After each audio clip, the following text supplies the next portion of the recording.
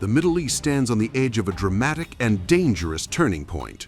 Tensions between Iran and the United States have erupted into one of the most intense confrontations the region has seen in decades.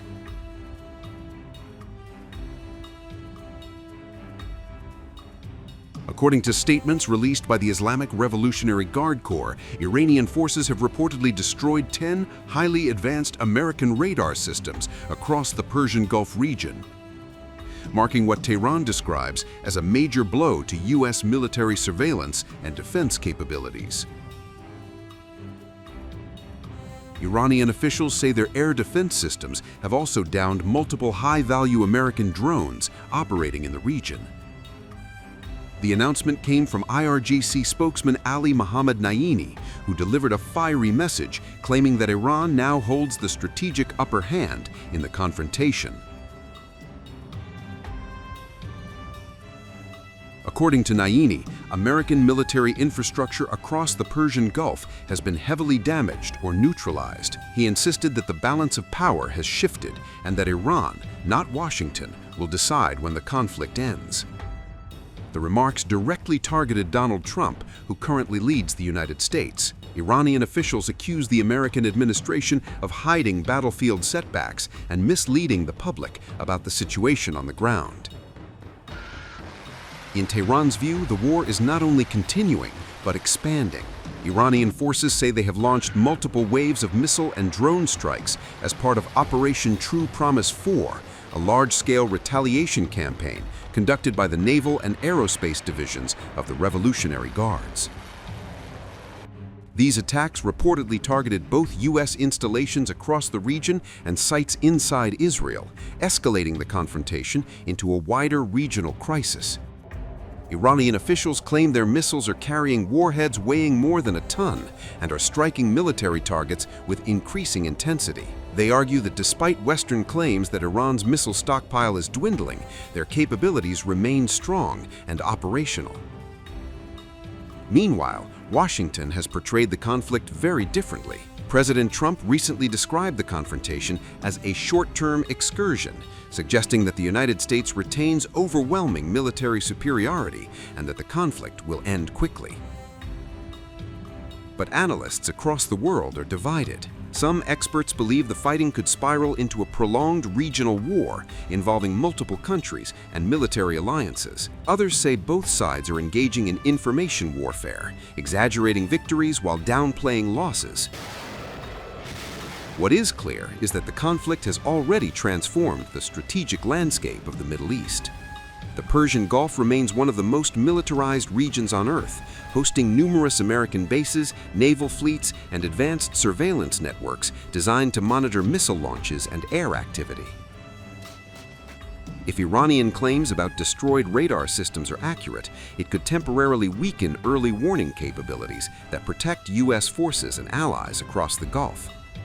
That possibility alone raises the stakes dramatically. Radar systems play a critical role in modern warfare. They track incoming missiles, coordinate air defense responses, and guide interceptor systems designed to protect bases, ships, and cities from attack. Taking out multiple radar installations could create gaps in surveillance, a serious strategic advantage in a high-tech conflict. At the same time, Iran's leadership has signaled that the conflict could grow even larger. IRGC officials warned that if the conflict continues, security across the region could collapse for everyone involved.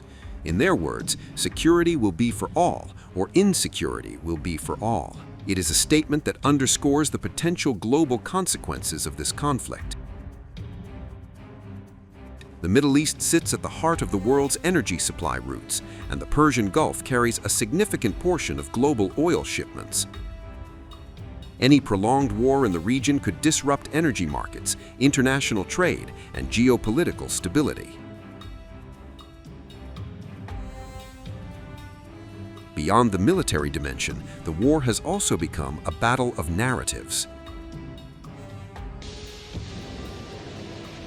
Both sides are trying to shape global perception, broadcasting their victories, denying their losses, and attempting to influence public opinion at home and abroad. For now, the situation remains highly volatile.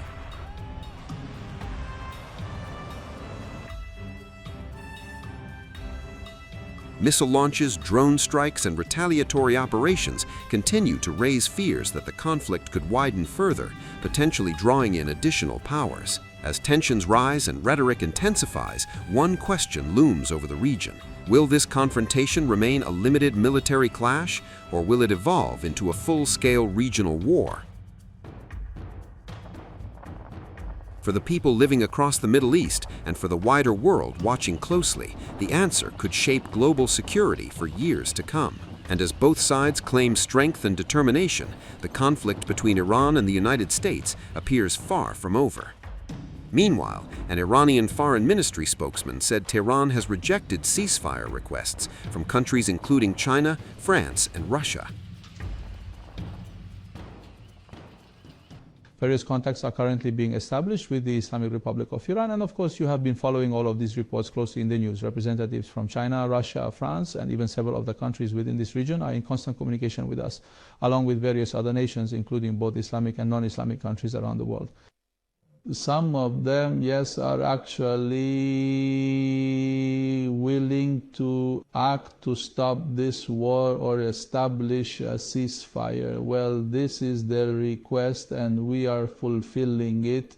The power to stop the war lies entirely within the hands of the Islamic Republic of Iran. This means that whenever the Islamic Republic of Iran decides that even they must come to a complete halt, the final decision remains with the Islamic Republic of Iran in this regard. This is because they were the ones who committed acts of aggression and they were the ones who carried out these armed attacks. In point of fact, we should only reach a stage where we stop our activities when we are able to truly feel or have a firm and absolute guarantee that these aggressive acts of hostility will never occur again in the future, and they must be prepared to take full responsibility for all of their past actions. These two specific conditions are absolutely essential. They must accept responsibility for all of their actions. It's not like they'll just come today and say stop and say and ceasefire, and we'll simply say very well and it's done. We now have the upper hand. Look, every effort they made has failed. Even now they haven't reached their goals. The Islamic Republic of Iran has inflicted heavy and painful damages on the Zionist regime, America and their allies. Just consider the state of the global economy and the energy sector. This is proving to be very, very painful for them. So you see, we have inflicted devastating blows in this area. Therefore, we truly have the upper hand here. And as a result, the Islamic Republic of Iran will ultimately determine the end of the war.